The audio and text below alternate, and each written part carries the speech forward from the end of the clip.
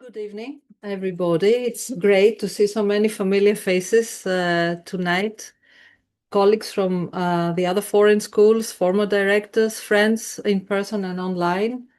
I'm Delia Georgaki, leader of the Institute in Greece, and on behalf of the University of Bergen, I would warmly would like to welcome you to our 2025 update of the Gourimadi Field Project. Although the speakers are far from being strangers to you, let me say a few introductory words to present them, and then I will hand the floor to both Dr. Žarko Tankosić and Dr. Zafeiriadis to discuss the latest on Gourimadi. Let me start by Dr. Žarko Tankosić, the project director and initiator of the Gourimadi Field Project. Žarko has also been a colleague here at the NIA between 2013 and 2021. He served as a researcher and advisor at the Institute. And then in 2021, he moved to Bergen, to the university, where he serves as a project manager at the Center for Early Sapiens Behavior, a center of excellence in Bergen.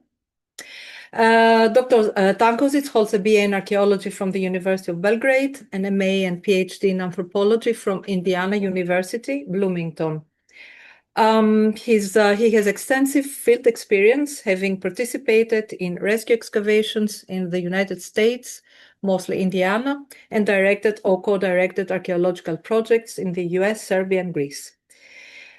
His research interest focuses on the transition from the Neolithic to the early Bronze Age in the Aegean and the Balkans, with particular interest in the role of insular environments in shaping prehistoric societies and the archaeological manifestations of social differentiation in prehistory.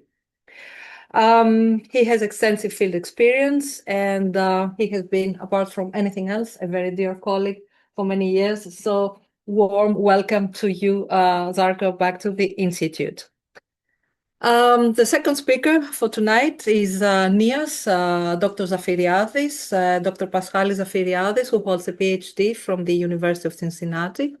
Paschalis has been with the Institute since 2021 as an advisor, currently a senior advisor and researcher at the Institute. He is an archaeologist specializing in Aegean prehistory with a focus on the intrasite spatial organization of late Neolithic and early Bronze Age communities.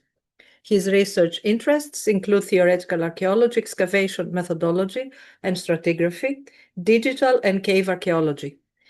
Paschalis has also been teaching extensively at New York University and its study abroad program in Athens. He has broad field experience across Greece as a both field archaeologist, field and co-director, and he's now the co-director of the Gourimadi excavation. So thank you, Paschalis, for presenting tonight. And our third speaker, rather participant in the presentation, but not presenting, is Dr. Fanis Mavridis, is also co-director at the of Gourimadi excavation. He is an archaeologist with the Hellenic Ministry of Culture, Ephorate of Paleoanthropology and Speleology. Fanis has studied history and archaeology at the National and Kapodistrian University of Athens, where he also completed postgraduate studies in Aegean prehistory, his MPhil. He later earned an MSc in environmental archaeology and paleoeconomy from the University of Sheffield and a PhD from the National and Kapodistrian University on the Neolithic of the Aegean Islands. He has also been supported by a scholarship from the National Scholarship Foundation. Dr. Mavridis has received multiple research awards and fellowships, including the Getty Research Exchange Fellowship for the Mediterranean Basin and the Middle East, during which he conducted postdoctoral research on the Neolithic of Anatolia. His research interest focuses on Aegean prehistory, with particular interests in the Neolithic Aegean, the Bronze Age Cyclades, and cave and island archaeology. He has directed or participated in numerous systematic and rescue excavations across Attica, Euboea, and the Cyclades, and is a long-standing member of the Acrotiri excavation team on Santorini. He's the author of 3 books and more than 50 scholarly articles. With no further ado, I would like to hand the floor over to Žarko, and let's give them a hand and congratulate them for this exciting field season. The floor is yours. Thank you, David. Thank you so much, my dear friend. It's so good to be here in Athens at the Norwegian Institute Athens, or home, as I call it usually. And seeing so many friends and familiar faces here even makes it more so. We are very much looking forward to telling you a little bit about what we do or have been doing in our what we think is amazing site. And hopefully after this lecture, you're going to think that too, if you don't already. I would like to start this, slightly from the back and tell you that although there's only 2 of us presenting tonight, we literally stand in front of our entire team here. Part of it you can see here. We, and I particularly, I'm one of those blessed people that gets to do what he loves with people that he loves. And it's always a pleasure to work with these people. You see the names here. Some of them are here with us tonight. I would like to thank them for all the contribution to the project and everything they've done, and invested their valuable time and expertise in making this in my opinion, and I'm the director, so you might not take my word for it, a very successful, currently active field excavation. We have had in the last 2 years, which is the focus on tonight's lecture, a very large team of participants, large or larger than what we usually do at Gourimadi, which usually is about 20-something people. In 24, we had about 40. And in 25, this season, we had almost 50. And that is because we have started a very fruitful collaboration, thanks to our educational coordinator, Hussein Caner Öztürk. I'm trying with the schwaz. And we have a field school from the college here in Athens that we are hosting. College here in Athens and Hussein are organizing the educational activities, and the project is hosting, and all of us participating in our entire senior team has participated also in educational activities for our students from Norway, which are slightly more, and then the CY students from US, different universities from the US, and also this year, Australian Catholic University. I keep forgetting which city. It's not Brisbane. It's the other one. So, yeah. I'm sure there's more than one in Australia, right? We also have a very fruitful and expanding, burgeoning collaboration with the University Museum in Bergen, and it's officially known in English. And we have participants, or rather collaborative activities, exchange of staff and equipment with our colleagues from Bergen. And you see them there where Hussein is pointing to our walls, of which there are many. And we also, with their help and as part of the CYA field school, but also our own educational activities. And we have always had educational activities. Although Gourimadi project has never been an official field school, we have always taken care of our students and taught them as much as we could in the field. There are many activities that students and participants take part in and learn different ways of doing archaeology, from standard lectures about different aspects of archaeological research, database management, digitalization of archaeological data, but also we try to impart in them that not everything can be done digitally, and sometimes you just might not be online. So we also teach them how to draw stuff by hand and how to sometimes draw stuff in the field as well, in case you find yourself without an iPad. And we're very happy with what we have achieved, and we have multiple students coming back, and as they progress, we kind of make them part of the leadership. We assign them trenches to supervise, and so on. Now, many of you here and online probably know this background, but I should provide some context. Gourimadi site, you can see it. I was told that our pointer bought it, so I'm just going to go around and point with my own hand. We have organized a survey project. This is actually the first project I've done with the Norwegian Institute that started in 2012. even before I actually started working here. It was called the Norwegian Archaeological Survey in the Karistia, NASC for short, from 2012 to 2016.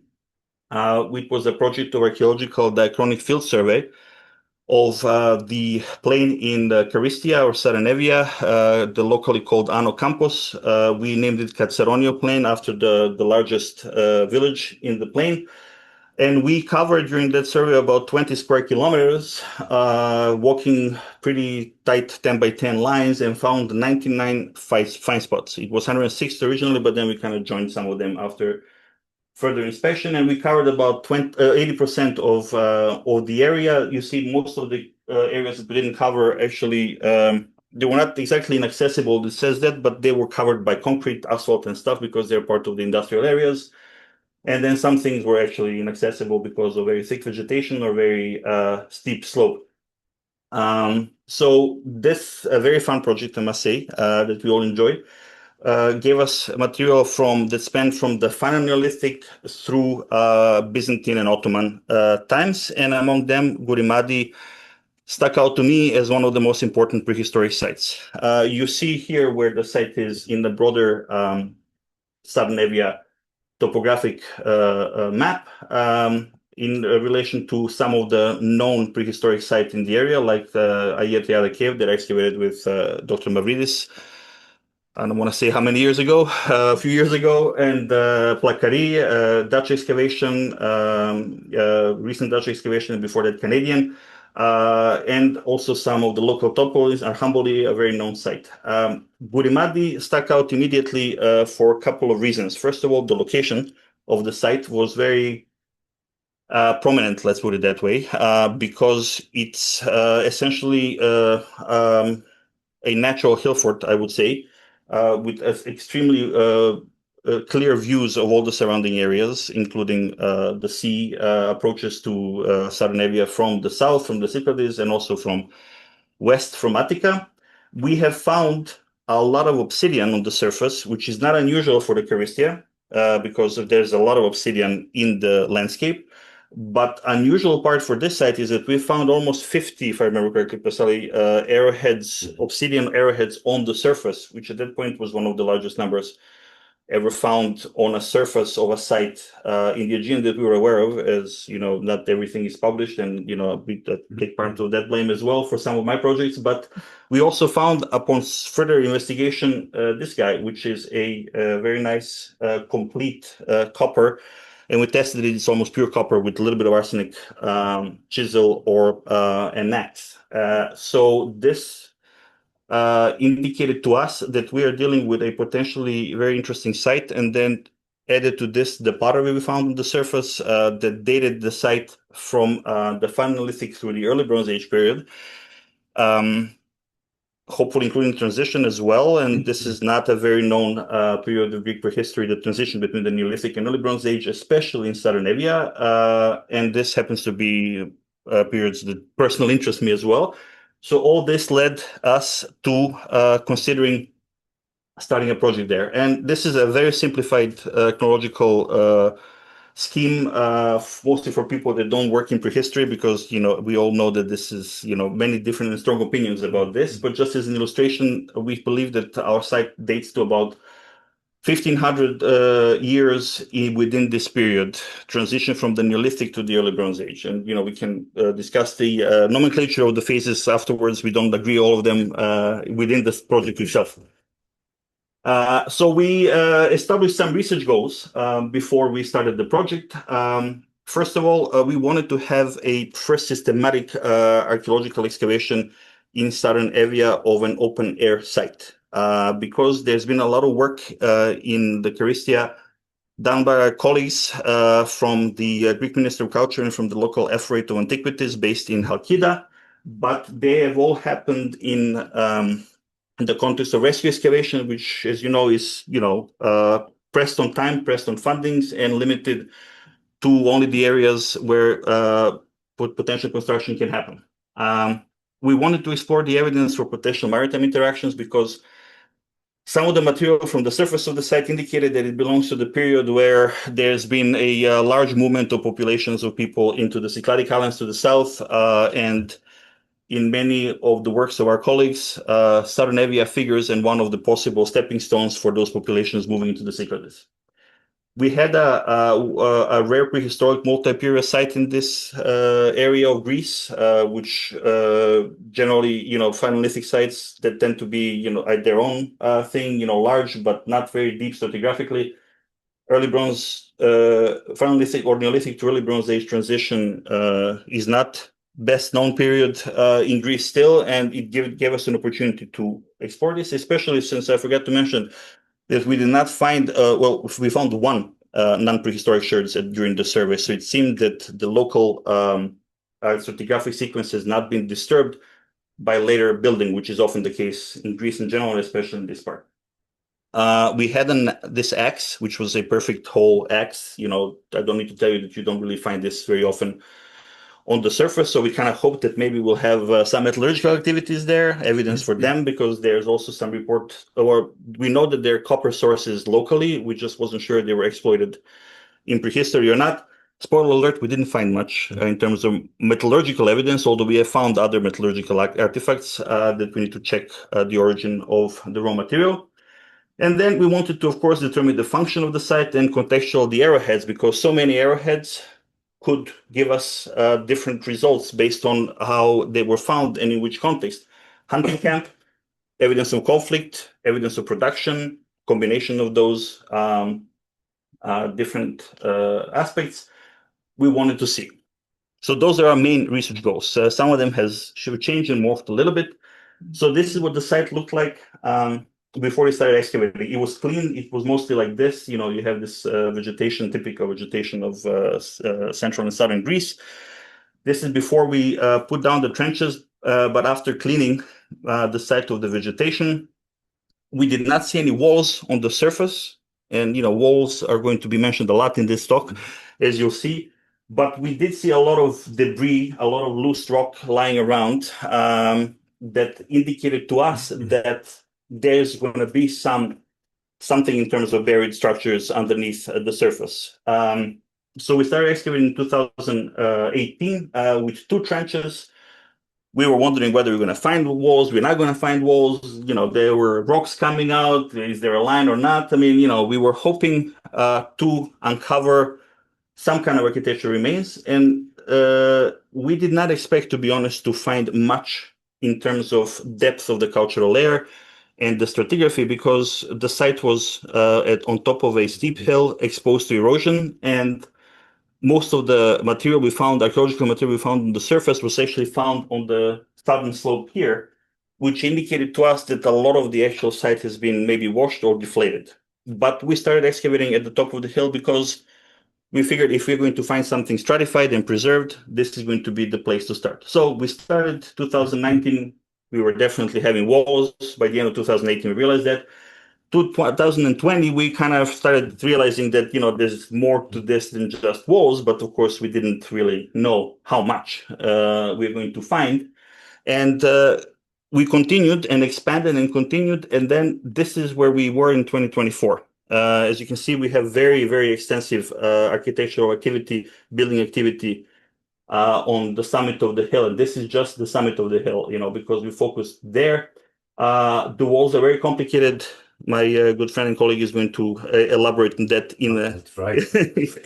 as much as you can. On that, we are very happy to have them, but also they are very, making our lives kind of complicated as well, because we have multiple phases of building, rebuilding, reconstruction, addition, and things like that. And they are very, very well preserved. And also most of them, as you can see, are curving, which is not very common for architecture in this time period, at least not to be the dominant type of wall. And just as an illustration, how big these walls are.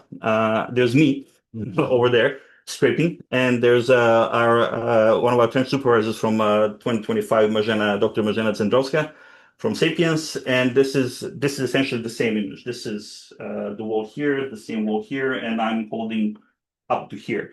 So, we have substantial, some of them 1.8 meter tall and very well preserved, and also very curvy architectural remains, which is cool. Now, To continue explaining the walls and the stratigraphy, I will like to hand over to my friend Paschalis. Thank you, Žarko. And also like to welcome you and thank you for being here tonight. So try to not elaborate, but shed some light if possible. So as you can see on the slide, over the course of the 8 years of the systematic excavation at the site, we opened 13 trenches to different sectors of the hill, covering more than 200 square meters in total. As shown in this topographic map with the progressive location of the trenches, excavation has gradually expanded over the last 2 years from the central sector of the summit to its westernmost limits and to the southern slope. Trenches 10 and 12 were opened in the western area for 2 main reasons. First, to investigate habitational activity and the use of space in this sector, and second, to follow the continuation of architectural features already discovered in adjacent trenches, allowing thus for a more detailed interpretation of their function. Equally important was the goal of obtaining a more complete stratigraphic sequence, which was largely missing in previously excavated trenches, as in most cases the trench profiles from internal bulks coincide with stone-built walls covering their entire surfaces. Trenches 11 and 13, located on the top and the base of the southern slope respectively, were intended to explore areas beyond the hilltop and assess the extent and the nature of building activity there. Specifically, Trench 11 was open to determine whether the architectural features revealed in Trenches 7 and 2 at the southern edge of the summit were connected to the slope.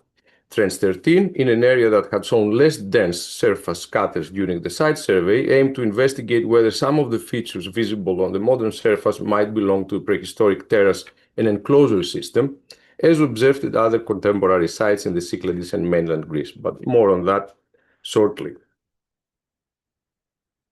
Regarding the site's developmental history and formation processes, some of the most intriguing observations concern the depth of the excavated deposits. In most prehistoric sites of this period established on hills, the cultural layers tend to be relatively shallow.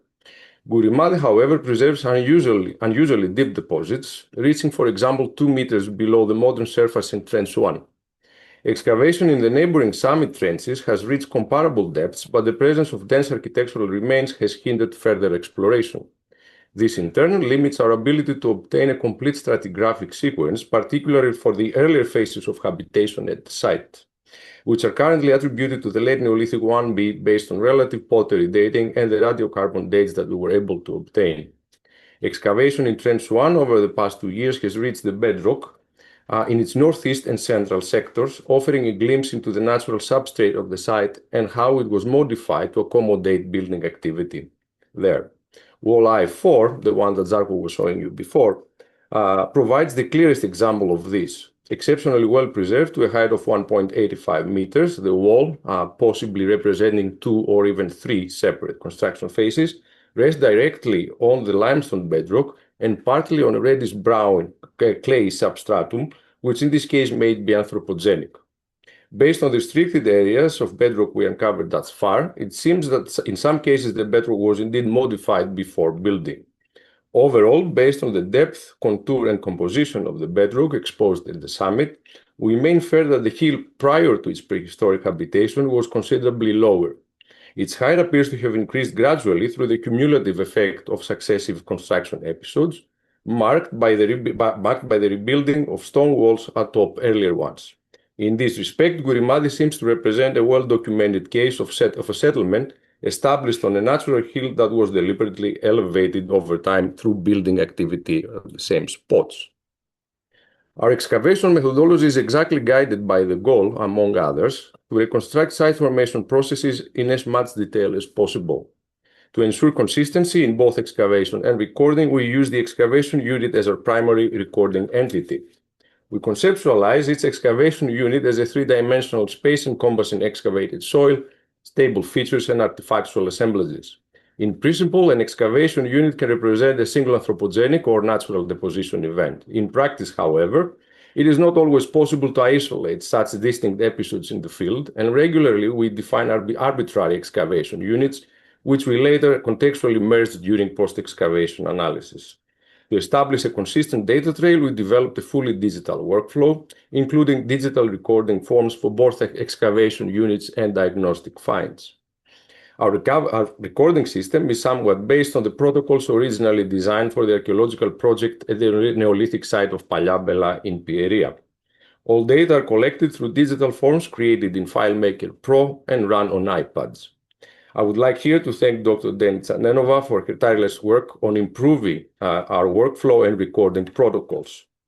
If you're interested in additional details on our digital workflows, a paper by Dr. Denova et al. Will come out in a forthcoming volume publishing the proceedings of a workshop on the impact of digital technologies in archaeological fieldwork. Allow me to note. We have already outlined the rationale guiding the process of our excavation, with new trenches opened in an aggregating manner, either to complement the understanding of architecture revealed in adjacent trenches, or to gain a broader spatial perspective on prehistoric building activity across different parts of the site.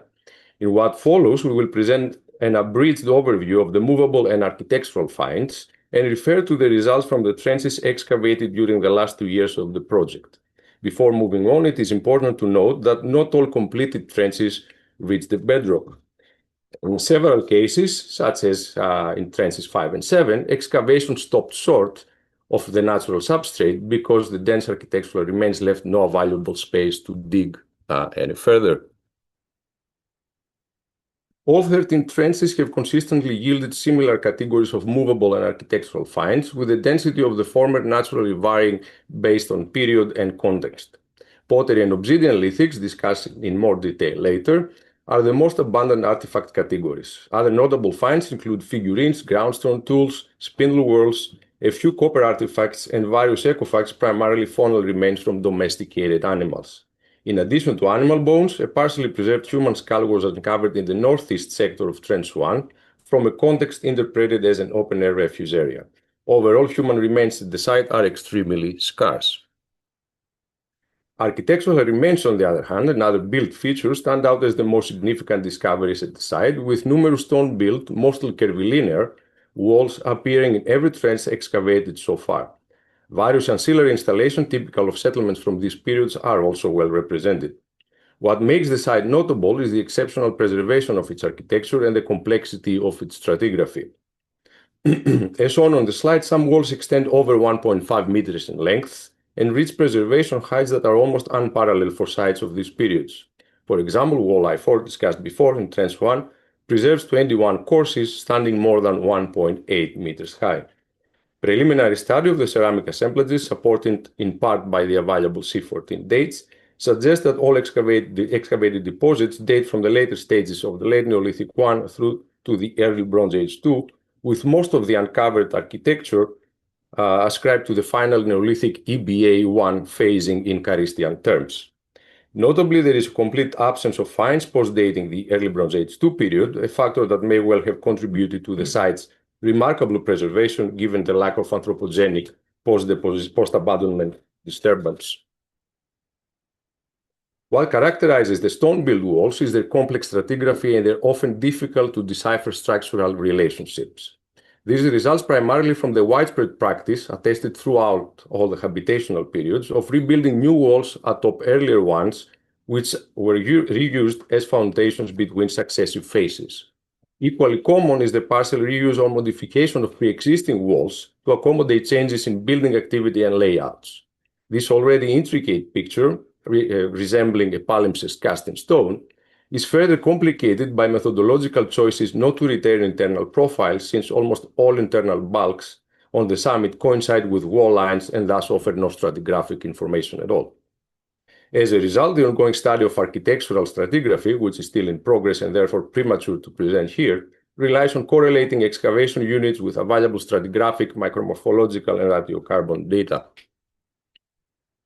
Stone-built walls occur consistently across all stratigraphic layers and trenches. Alongside this, the excavation has brought to light a range of stable features, including benches, post holes, refuse pits, storage pits with clay-lined walls, and thermal installations such as hearths and ovens.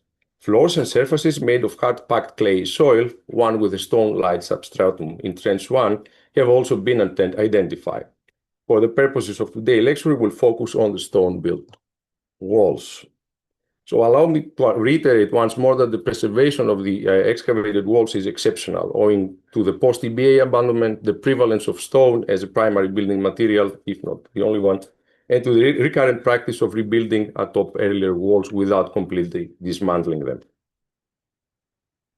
The surviving walls vary in dimensions and orientation, which often shifts between architectural phases and periods. Actually, I need to go back. Though curvilinear layouts prevail as a rule. Such walls have been identified in all trenches at varying elevations, spanning nearly all stratigraphic layers assigned to the site. As you can see, many extend well beyond the limits of a single trench. The partial reuse of earlier walls as foundations for later constructions appears to have been common building practice. A clear example can be found in Trench 1, where wall I-11 was constructed atop the partial remains of wall I-31, so here.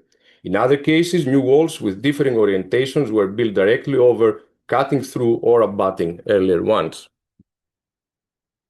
The walls exhibit a rather consistent masonry style, built with the soft schist that occurs in abundance on the hill. Preliminary examination of the building material suggests minimal preparation of the stones before construction. The wall fabric also incorporates numerous exhausted querns in secondary use made of non-local material. The mortar consists mainly of packed clay soil with small sand and gravel inclusions. As for the wall superstructure, the discovery of a few fragments of burnt daub suggests that the plaster may have been applied to some extent on the stone-built walls. However, the limited quantity of daub does not support the fact that this has been a widespread practice. Likewise, the absence of evidence for mud bricks suggests that the excavated structures were possibly built entirely in stone. The discovery of circular post-hole-like features atop certain walls in the upper strata introduces another possible structural element associated with the wall superstructure. These features consist of stones arranged in roughly circular manner resembling post-holes. Apart from the well-defined example found on top of wall I-4 in Trench 1, the others are generally shallow and irregularly constructed. Their presence may indicate superstructure supports, potentially serving as sockets for upright elements. At present, the excavation has not yielded definitive evidence regarding the roofing of the excavated structures. In areas characterized by dense architectural remains and successive building phases, securely distinguishing between indoor and outdoor spaces can sometimes be challenging. However, in some cases, such distinctions can be inferred by the presence of clay hard-packed floors and the distribution of ancillary installations and other movable finds. Examples include the central sector of Trench 1, where an oven and adjacent hearth were found on a compacted clay surface, and Trench 8, where a destruction level with in situ pottery and large pithos correspond to an interior floor-level destruction. The expansion of excavation to the western part of the summit over the past 2 years has revealed another possible indoor space, or more accurate, possible indoor spaces. Trenches 10 and 12 are gradually exposing additional architectural remains in the area adjacent to the summit's central sector. As shown on the slide, we can now trace the continuation of several walls and begin to reconstruct their structural relationship across trench boundaries, shedding new light on prehistoric building activity in this area and reinforcing the picture of an extensive and densely built settlement. The situation in Trench 10 is particularly revealing, with walls assigned to comparable chronological contexts enclosing potential indoor spaces. This year, an area in the southern sector of the trench was uncovered, preserving in situ numerous food processing installations and equipment, including querns and ceramic vessels. Similarly, the recent excavation in Trench 11, located at the upper part of the south slope, revealed additional stone-built walls, indicating that the settlement extended into this area of the hill.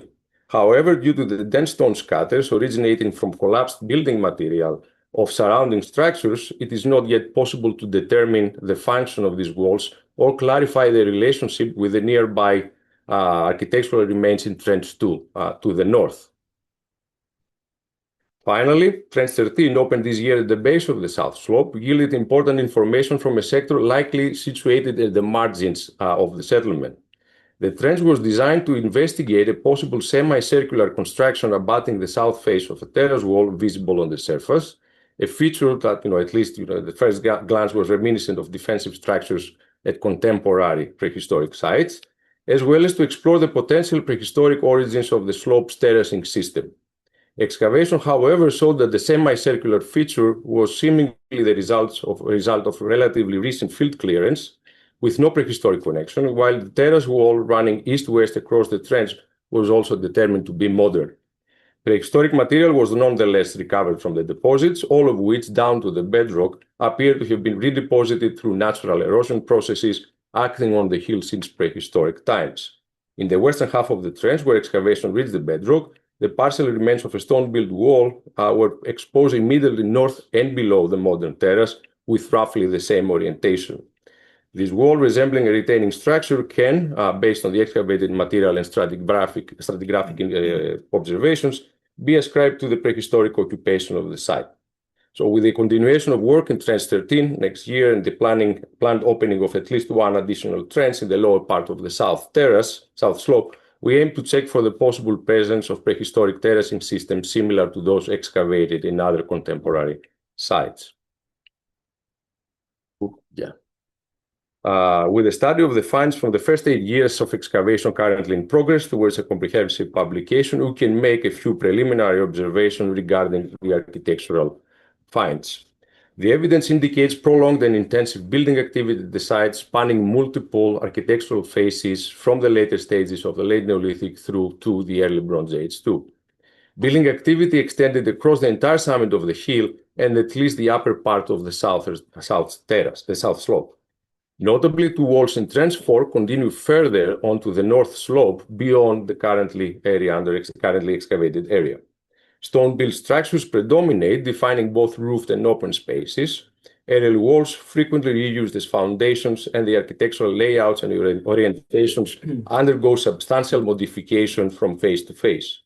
Based on the prevalence of curvilinear walls, the buildings at Gourimadi appear to have had mostly oval layouts. Although buildings with curved walls are attested at other contemporaneous sites, like Strophilas or Stelian, they do not dominate the architectural remains as they do in Gourimadi, where almost no rectilinear structures have been securely identified so far, aside a possible example in the northeast corner of Trench 4. Finally, a singular adobe feature flanked by shallow postholes in the lower strata of Trenches 5 and 6 stands out. Although only partially excavated, since the overlying walls restrict further investigation, this feature is likely the earliest construction at the site. The deposit above it yielded a couple of matte-painted sherds, supporting its attribution to the earliest phase of occupation and making it the oldest built feature currently known from whole southern Euboea. Chronologically, this feature may correspond to the period where permanent habitation was being established in the nearby Cycladic Islands, a process in which the Charistia likely served as a crucial stepping stone. So with that, I will hand over back the podium to Žarko, who will discuss some of the more important artifact categories from the site. Thank you, Paschalis. Many walls, right? All right.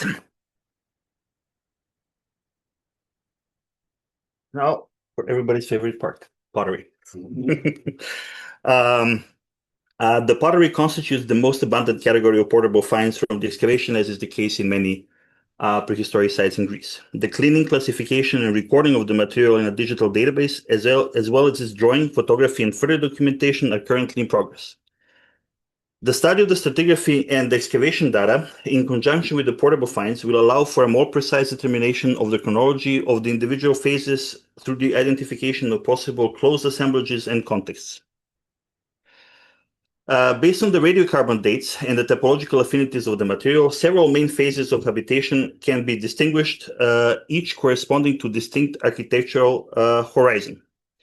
The white on dark pottery and the few matte painted sherds correspond to the decorated traditions of the late Neolithic I period.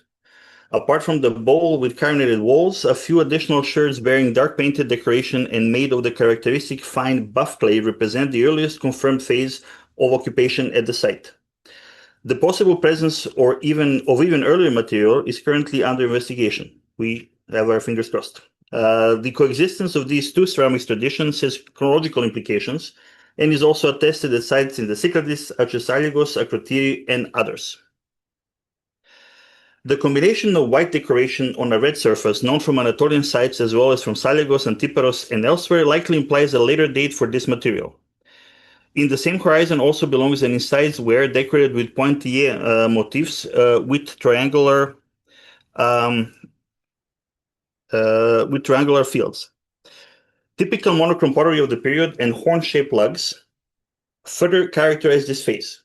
Based on the radiocarbon dates, this phase appears to belong to the period shortly before and after the 5th millennium BCE. Based on the radiocarbon dates, the site was inhabited throughout nearly the entire second half of the 5th millennium BCE, and the few sherds with burnished decoration indicated the settlement remained in use at least until around the end of the 5th millennium. Pithoid vessels with rope decoration or other incised triangles below the rim, filled with diagonal lines, as well as handles of the elephant head type, correspond to a phase associated with the later strata of Telia, as well as with Kefala.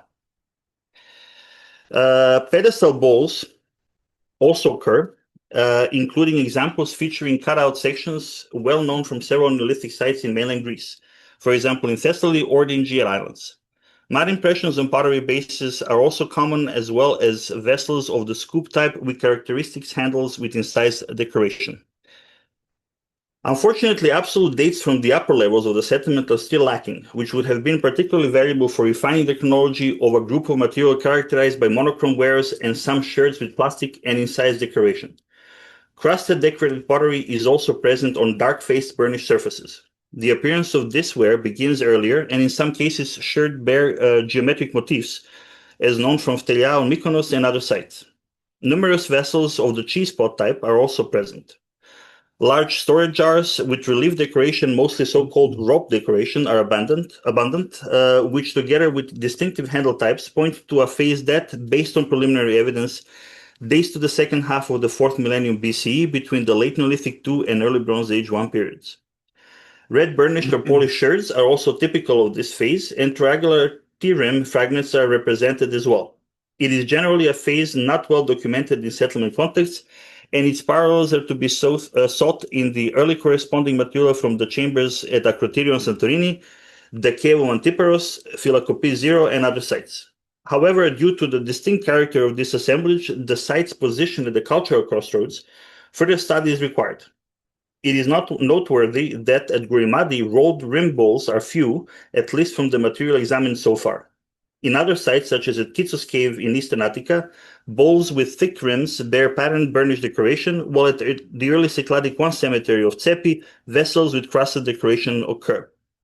This evidence indicates the complexity of dating the specific material, especially in light of the scarcity of radiocarbon dates corresponding to the second half of the 4th millennium. Scattered sherds indicate that early Cycladic II material is also present, though further documentation is necessary. A red-orange fabric appears to be associated with this phase. Based on macroscopic inspection beyond the local schist fabric, calcite temper fabrics, as well as sandy ones are present, indicating different raw materials used for the production of pottery.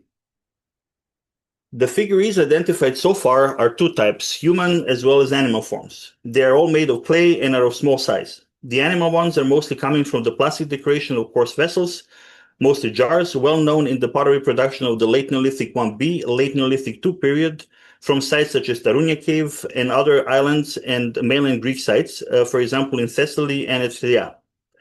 They represent the norm domesticated species like ram, goat, and sheep. Human forms are also typical of the late Neolithic traditions, with an abstract form of the human figure being present with few anatomical details, for example, mastoid projections. Common are heads, also known from Phtelia and Tarounia, as well as torsos of the type known from several sites such as Kefala, Kitsos Cave, Lion's Cave in Attica, and so forth. Few lower parts of the figurines are also preserved. They're mostly broken, and according to the current state of research, they don't seem to come from specific contexts. Now, in addition to pottery, we have also found a lot of lithics and continue to find a lot of specialized tools as well. And I have a brief summary from our colleague Katrina Psoma. who says that Gourimadi lithics indicate the central role that the site had in the complex exchange and production networks during the end of the Neolithic and early Bronze Age period. The lithic analysis from the excavation seasons of 2024 and 25 is still in progress and will be concluded this summer. Thus, we'll focus on the lithics found during the first 6 years of Gourimadi excavation from 2018 to 2023. The lithics originate from 9 trenches and amount to, at that time, just over 14,000 artifacts. Obsidian is the main raw material used for stone tool production and makes up 99% of the lithic assemblage. Macroscopically, the artifacts have all physical characteristics of the Melian obsidian from the Cyclades. The lithics analysis showed diachronic and extensive obsidian craft production and specialization with direct access to sources. The obsidian nodules were imported to the site, and both indirect and pressure technique were used for obsidian tool production. Pressure technique was used more frequently and extensively during the later phases of the site's occupation. All stages of core reduction were identified on site. 126 cores were uncovered, with pyrotypes found in late Neolithic and early Bronze Age settlements in the southern Aegean. Chert lithics are markedly less abundant compared to the obsidian industry, with very limited on-site production. Non-local honey and chocolate high-quality flints were traded and imported to Gourimadi as pre-shaped tools from other regions. The lithics analysis showed that the site became more active in obsidian acquisition in the final Neolithic. During that time, technological changes in the pressure technique became notable. The Gourimadi site also exhibits large degrees of tool specialization and tool production, which persist during all phases of its occupation. The tools found at the site make up 10% of the total lithic assemblage and vary in their degree of standardization. Examples of the most uniform shapes are perforating tools, projectile points, and retouched blades. Specialized tools become abundant in the final Neolithic layers, for example, perforating tools and projectile points. The projectile point collection is the largest found thus far in this part of the Aegean region for this period. The points play a central role in the site's tool production, and they were manufactured intensively and diachronically. A total of 331 arrowheads were uncovered, which make up approximately 1/4 of the total tools found at Gourimadi. The points were mainly made of obsidian, with an exception a few that were crafted using various chert types and possibly transported to the site as pre-shaped artifacts. The arrowhead types share morphological characteristics with points uncovered in late Neolithic and final Neolithic Aegean sites. These include tanked and barbed points, ovated and leaf-shaped points, as well as triangular points. Specific types are also homogeneous, with considerable levels of standardization. Several points were also recovered in an incomplete state, located especially in the final Neolithic strata, consistent with local manufacturing. The analysis of the lithic assemblage is now being prepared for publication by the project's lithics analysis, Dr. Katerina Psoma, who studied this collection for her PhD dissertation in anthropology at the University of Illinois at Chicago and the Field Museum.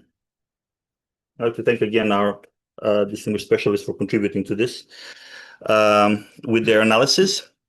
We also have bones. Bone preservation is not that great at the site, probably because of the quality of the soil. Especially in the upper layers, we have very fragmentary material preserved. The animal bones are studied by Dr. Flint Dibble, and he has identified that most of the bones we have recovered so far belong to domesticated species, as is often the case in prehistoric sites in this part of Greece. We have some wild game, mostly deer and hare as well, and there are some bones that actually show distinct cut marks. I don't know if you can see them here or not. So they were clearly used, or the flesh was removed from them after cooking. We have a number of bone tools. It seems the number of bone tools, or at least their preservation, seems to be increasing deeper in the layers we go, with quite a few of them found in the deep layers of Trench 1, which we finished this year just above the bedrock. We have one human skull as well, found in a very unusual context that we always consider to be kind of a refuse area. It's very poorly preserved, and we kind of took it out as a block. Thanks for saying. It still sits in the apotheke, waiting for our specialist who is going to come and study it this summer. And there's also probably another piece of human bone, likely a femur, found in close to there, femur head. Gracile, this, according to Yana Mutafi, belongs to a teenage girl, the skull, based on what she could see without excavating or micro-excavating in our case. We have various small finds. First, let me mention the groundstone tools. I don't have much to elaborate on them. They're being studied by Dr. Ephorate. By and large, those are cornstones of various different imported types of rocks. Many of them are actually reused in building context. We found them built into the walls and lying around the settlement. So we hope to analyze some of the surfaces of some of them and to see whether they were used only for food production, but also for preparation of other things. For example, I was at a talk by Evi Mavridis the other day. Most of the corns found at Keros were actually used in metallurgical activities rather than for food production. We have unusual things like this. We call it the fish, not very imaginatively because there's an eye, there's only fish. It's missing the top, so it probably had two perforated ends. We believe that it was actually a arrow straightener. That it was those perforations were used to wedge it to the ground or whatever, and then they were used to straighten the arrow shafts. This is our most likely explanation. But as I said, we have different kinds of other groundstone tools of different shape and size, some pretty large. We have found one piece of unworked spondylus shell. We have found no other spondylus artifacts that I could identify at least, although we do have a bunch of beads. Mostly they seem to be made of stone. We have artifacts of domestic use, like this little ladle.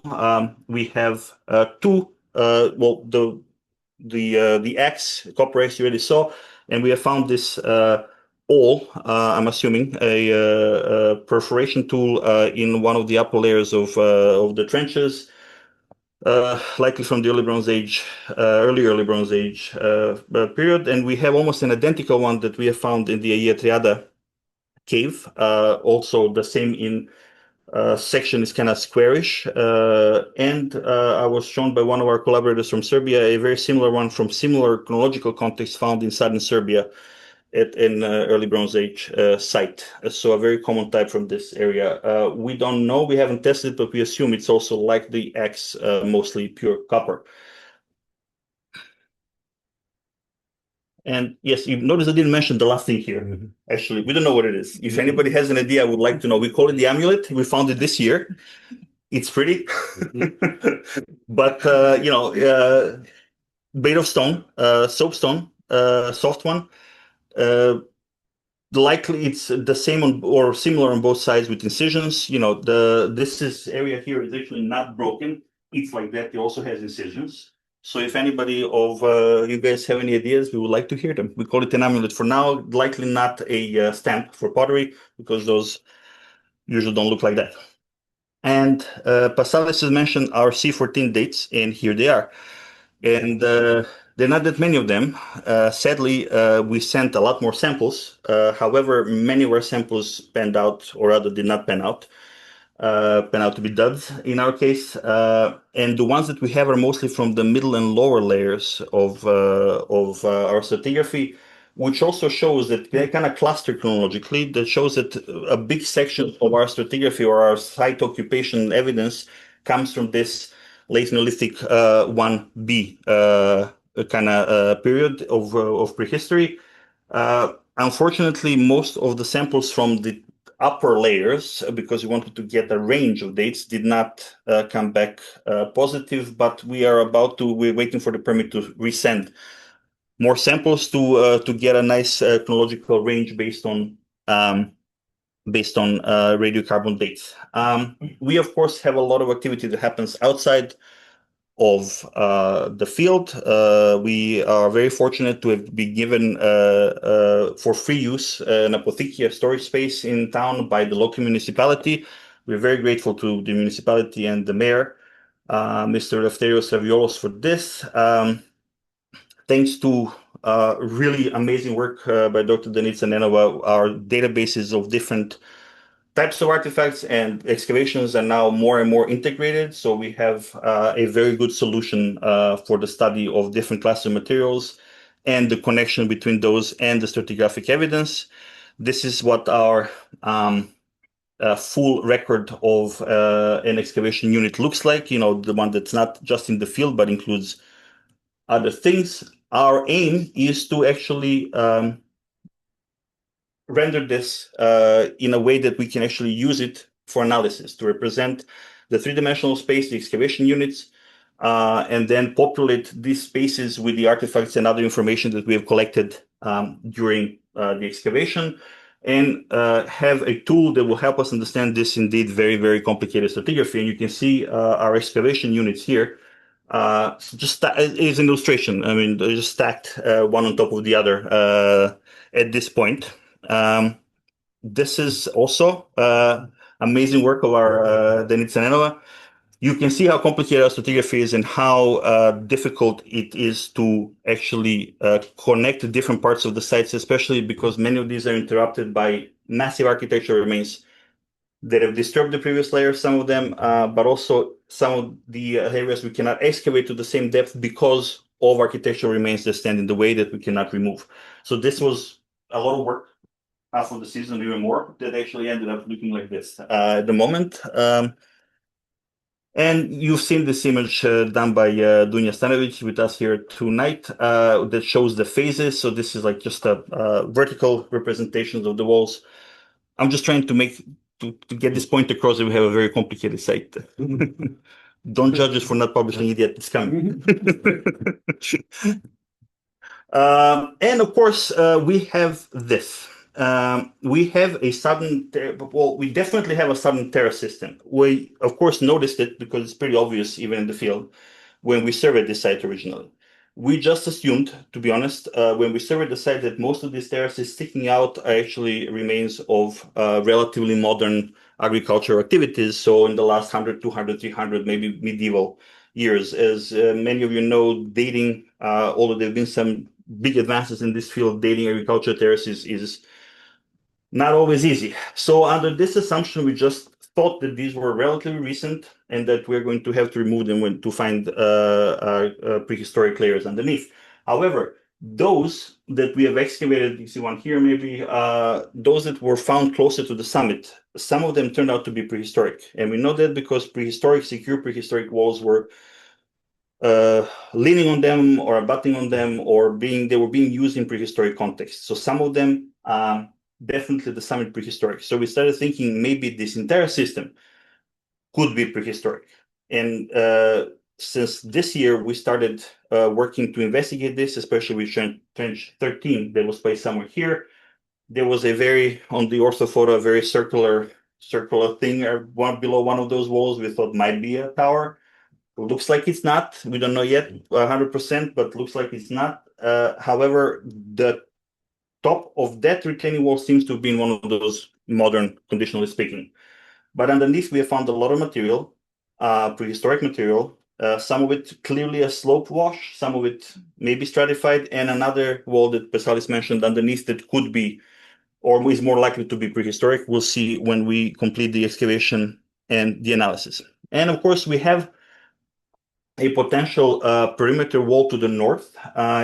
You can see here, there kind of a bunch of rocks collapse now, filling in the areas between the natural rocks, or either the outcrops or rocks that collapsed during one of the seismic events, previous seismic events in the area. And the interesting part, first of all, we're not sure whether it's prehistoric or not. We'd like to think so. We have to investigate. But the interesting part is that it actually closes off the most accessible, one or part of the most accessible part of the site. And also, when we surveyed the area originally, we have found a big concentration of lithics here before we discovered the rest of the site. So it's possible that those are also represent remains of prehistoric times, but the area has been used for animal husbandry for hundreds of years. So it could have also been something done more recently. It remains to be seen. And we do, of course, have a lot of walls that we need to protect. We have spent a lot of time thinking how best to do that with the limited budget that we have. So just want to illustrate the tremendous work that our entire team has always done at the end of this, or at the end of each season, rather, and especially at the end of the last few seasons when we need to cover these large areas with very uneven and deep trenches and walls, and some of them not in the most stable position. It's a lot of work, a lot of yelling and screaming over the wind. You can imagine how it is to spend big chunks of geotextile in very windy conditions, and conditions in Gourimadi. We never mentioned this talk actually are extremely windy. Sometimes we actually have to stop the excavation because of the wind, because the artifacts are flying, the tools are flying, the people are flying, the students, students come and go, of course, but with the senior team is we also in danger. So I like to thank the entire team for the effort, especially this last day, and putting up with me screaming at them and don't cover this, cover that, and things like that. And this is what it looks like when we leave it at the end of the season. That lasts about a month before the wind breaks it. And then, one of us, it was me, now it's the torches in Paschalis' yard, has to go and recover. 3, 4, 5, 10. Which is also a drain on our budget, to be honest. So I would like to thank everybody again involved with this project, particularly the Greek Ministry of Culture. We have a very seamless and problem-free collaboration with the local Ephorate, always had it working there, and especially with the current director, Dr. Dimitrios Christodoulou. The Norwegian Institute Athens has been very supportive of my work in that area from the beginning. Special thanks to my friend Delia Zordzaki. I'm happy to see the previous director here, Dr. Jürgen Ockland, who was instrumental in getting this project off the ground. And I'm very grateful for this. So you can see it was not wasted money. Thanks to the University of Bergen that financially supports this project, University Museum of Bergen that supports us with staff and equipment. We have received financial support from the college here in Athens, from Attacking Solutions, the best database company in the world, Instap, and the Terna Energy. The Karissos Museum's staff is amazing and has been very supportive of since my first days in the area since 2005. This is the 20th anniversary that I've been working in Karissos, by the way. Litsa Thanasiou and Sofia Stambelou. Special thanks to the members of the local community in Karissos that has accepted us as their own, and the mayor, Mr. Lefteris Staviolos, who has sent that bulldozer many times to fix the road for us. I cannot thank enough all the members of our various teams, all the students from Norway, from US, from other places. They have put up with a lot of hard work in very harsh conditions, and I am so grateful to them. And of course, special thanks to a bunch of people. This is not an exhaustive list. If somebody does not see the name here, I apologize. But thanks to all of them, without them, this would not have been possible. It definitely would not have been enjoyable. Thank you so much.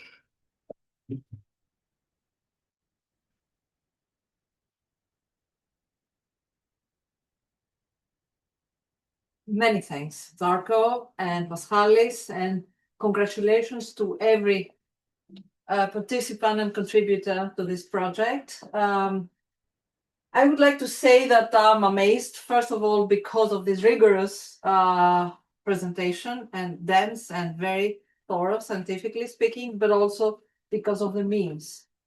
Honestly, it's an excavation project based on a very very tight budget. We have to say that, and it's amazing what you guys are doing there. We're in money, rich in enthusiasm. I mean, you house a lot of students. Have we mentioned how many students are from Norway? Well, every year, spend months and weeks in. Altogether, there's been 100, more than 100. Yeah.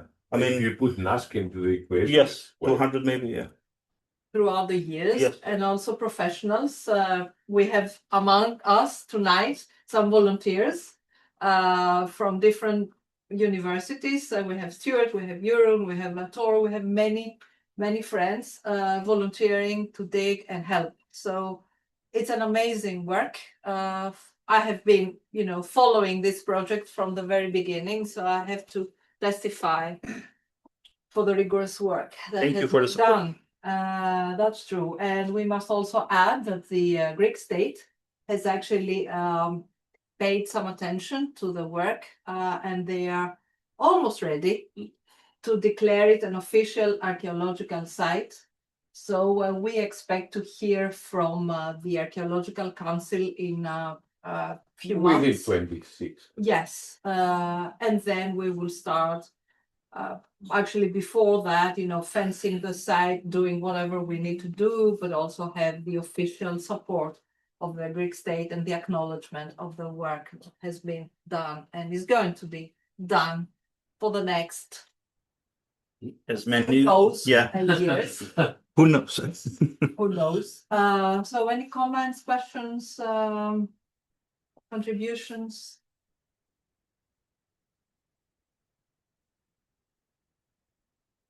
Boy, we must have explained this very well. Yeah. Or not at all. Or not at all. Both are good. I would like to say something because, yes, as you said, it was during my time here when you first came over with this idea, and at that time it was just kind of a crazy idea, but not so crazy because you had so much documentation that it seemed to it looked very persuasive. And but then of course it was a question of getting the land. Oh yes. And there we were quite lucky then when we discovered that was not so much of a problem as it first was presented as. But for me, looking at this now, I'm just thinking that this is kind of one of the the best researchers are both able to read the evidence and have sufficient creativity and imagination to actually see how things could put together. So I think this is also testifies to someone who's able to do that. Thank you on behalf of our team. Yeah.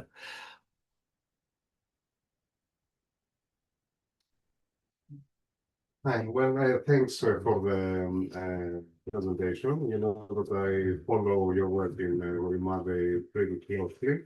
I hadn't had the chance to participate, but We're still hoping. Well, hopefully. What is the relation with the other sides, like Aggetriada, the cave, where I have a better idea, or with the rest of the Very good question. survey, Well, first of all, just a question. Okay, sorry, I'm kind of jumping here. First of all, we are very fortunate to have this site within a fairly well-surveyed area. So we can actually, discuss not only the site itself, but also put it in its regional context. So there are several larger prehistoric sites along the ridge where Gourimadi is located. And actually, I had, in my early days of the survey, we had a different target excavation site because of the much better preserved pottery of the opposite head towards Marmari. So we seem to, for example, have a number of these larger substantial settlements in prehistoric times dated to about the same period along the ridge overlooking the sea. While in the central part of the Cazeronio, as well as in the Campos Plain down that we surveyed as well, as you know, we have prehistoric sites that are mostly consisting of large lithic scatters. And those lithic scatters, we believe, were there for agriculture, and we believe also that they were those large agriculture areas were intentionally left devoid of more substantial prehistoric habitation. They were concentrated on the ridges and less agriculturally viable land, but very close to it, to maximize the yield, to have enough to export, to exchange rather. Export is a modern concept, of course. Aggetriada. Well, and Fanis can chime in whenever you like. Aggetriada is a very, very special place. I mean, but it's not a habitation site. This is the place where we found this earliest late Neolithic B pottery first in the lower levels, but we also found something we don't have at Gourimadi, for example, which is a very clear early Bronze 2A, so before the Anatolianizing, it's a big word, pottery before the Lefkandi 1 phase. So we have these burials there, which is the only burials found in this part of Southern Nevia. Clearly, members of the local community. We know that because we've done transhuman analysis. People that grew up in Scandinavia and apparently did not eat much fish, which explains a lot because we have very few fish bones in the area. But we've, as I said, found some very similar pottery between the two areas or between the two sites. So clearly they coexisted.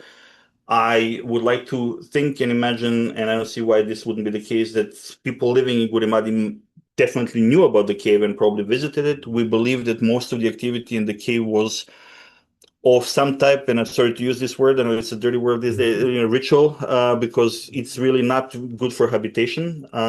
So it's possible that some rituals were taking place. By the time we found this late Neolithic white on dark pottery in the cave, we wondered who left it, because this was the only place in the Charistia that had this early pottery.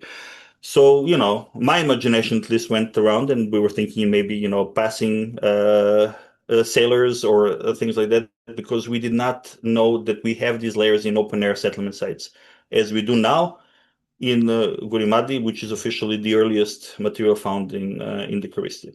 So I hope this answers part of your question. Yes. But I think you meant that late Neolithic material is not present in surface assemblages. So, yeah, well, definitely we didn't find it in Gourimadi. We did not. We only even in the survey. I mean, right. Gourimadi, we thought that final Neolithic would be the oldest material we would excavate there, because we had final Neolithic, early Bronze Age material, transitional, but nothing earlier that we could identify.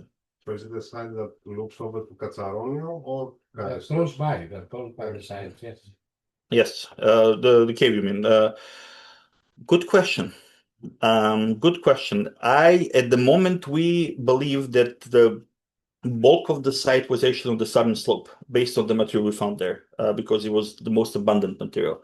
We have only now started excavating and exploring the southern slope because of so much material we found at the summit. It's also would be interesting to see whether the summit architecture remains and the material are different from the slope material we find, whether to the south or to the north, because we seem to have a pretty special architectural remains on the very summit, and we might find something that's more overtly habitational elsewhere. But our plan in 26 is to open 2 new trenches, one definitely, depending on funding and staffing, 2 to further explore the southern slope and see what we have there. Yes.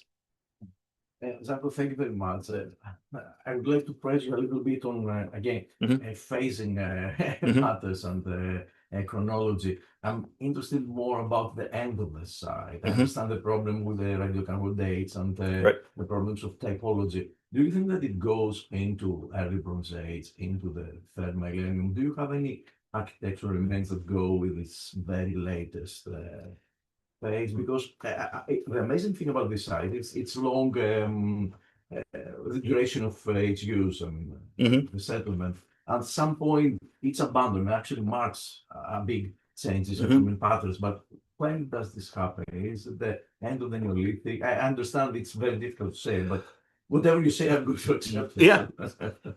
Well, thank you for this question. Actually, we do have, and Fanis can confirm this, we do have some early Bronze Age, even 2 sherds that they are found at the very surface of the summit of the hill here. And the parts of the architecture that seem to be connected to this latest phase are these things. We call them luludia, for lack of a better word. They're several at the site here. There's one here, there's one here. They seem to be this support structures for massive posts. We cannot find a better explanation for them. This one was the largest, and it also had a lot of pottery inside it. That was not very descriptive, I have to say. There's like large vessels. Looks to me like early Bronze Age material, but we do have very few sherds that I think reach into the middle part of the early Bronze Age. Most of the stuff we have the thickest layer in this late Neolithic and the transitional stuff. We have what we believe is early Bronze Age 1,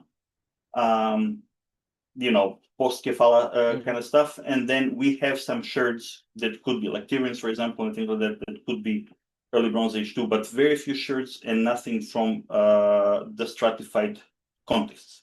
Correct, Fanis? So I would say that the settlement might have gone to early Bronze Age 2 phase, and that we might find more of this deflated into the southern slope once we start excavating that, probably not stratified. This was actually kind of confirm our theory that material, that the latest phases of the occupation of the sites have actually been eroded and can be found on the southern slopes, probably just as wash rather than stratified. So this is what I can say at the moment, I think, and we have, yes. Also the modern use of the site, they have affected the upper layers. Yes, it has been, we actually, when we excavated the site, before we excavated the site, we found a large depression with a pile of dirt next to it. We think of it as a looting trench, for example, and we had one of the instances of looting after we started excavating as well. We kind of increased our communication with the local community, and that did not repeat. There's been agriculture. We have spoken to the previous owners of the area. There have been agriculture activities there, but not in the last 100 years. But it's still extensively used by shepherds for animal husbandry, as huge amounts of goat droppings can attest at the beginning of each season. For goats, But I would say, I think with 80% of confidence, I would say that the site likely was last used. In what extent, I'm not sure, until the middle of the early Bronze Age, so early Bronze Age 2.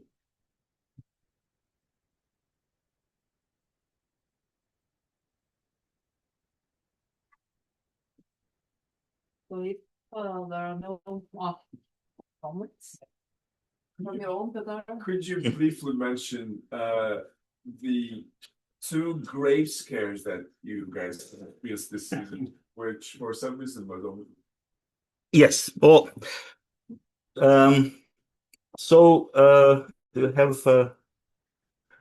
we have, let me find a nice picture for this to show just the point where these things are.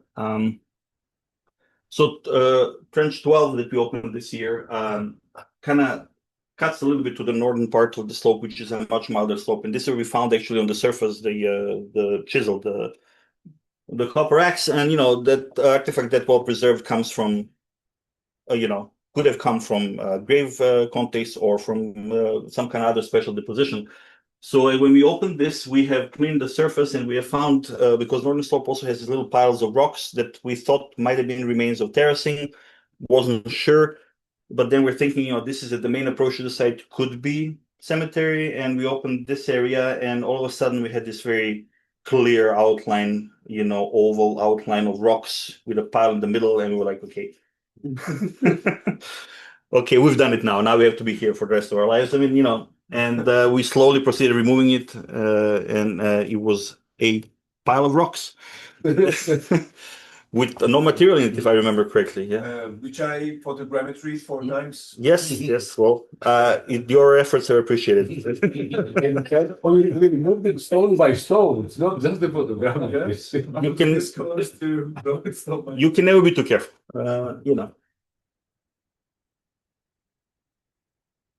Okay, so before we move to the next room for a glass of wine, let me just mention a couple of upcoming events. First of all, on December 3rd, we have a lecture by Professor David Jeremy, which is part of a workshop, a closed workshop organized by Paschalis on digital archaeology. And Marcus Cassianis. So you're all welcome. 3rd in the evening, 7 o'clock. And then on the 5th of December, we will celebrate the 30 years of the Nordic Library. I mean, this is a day open to the public, and it's a workshop on the future of research libraries, featuring Nordic representatives. Every institute, as you probably know, the Nordic Library is funded by the 4 Nordic institutes. So you are also very welcome, both to the reception around 5 o'clock on 4th of December and to the workshop the next day. So that's all from us at the Institute. Again, thank you so much for coming tonight, and thank you, speakers. Thank you. And Gourimadi team.